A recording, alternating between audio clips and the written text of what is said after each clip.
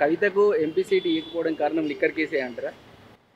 Liquor case ఒకటి అయ్యింటే రెండవది ఈ రాష్ట్రంలో పార్టీ ఓడిపోతుందన్న భయంతోనే ఏమి పోటీ చేస్తలే. బీజేపీ కాంగ్రెస్ మాత్రమే పబ్లిక్లో ప్రొఫైల్లో ఇవాళ పొలిటికల్గా మాట్లాడుకుంటున్నాయి తప్ప బీఆర్ఎస్ పార్టీ అన్నది తెలంగాణ అస్తిత్వం నుంచి వెళ్ళిపోయింది బయటకి రాజకీయంగా.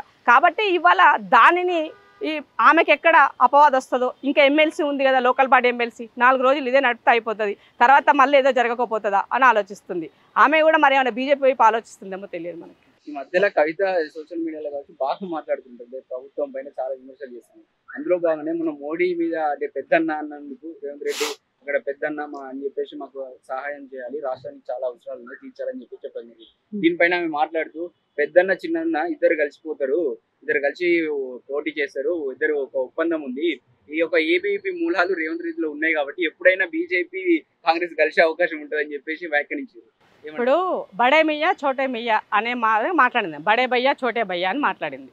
సో బడే భయ్య అంటే ఈ దేశానికి ప్రధానమంత్రి బడే భయ్య, ఈ రాష్ట్రానికి ముఖ్యమంత్రి చోటే భయ్య. తప్పేం లేదు కదా. కేంద్ర రాష్ట్ర ప్రభుత్వాలు సఖ్యతగా ఉండి రాష్ట్రానికి కావాల్సినటువంటి ప్రభుత్వ పాలన పరంగా ప్రయోజనాల కోసం కలిసి పనిచేయడంలో తప్పులేదు. మీలాక గిల్లి కజ్జాలు పెట్టుకొని అవసరం లేని దానికోసం అవసరం ఉన్నట్టుగా ఇట్లా పెట్టుకొని మీరు వాళ్ళు ఒకటే కదా, నువ్వు మాట్లాడితే ఎట్లా?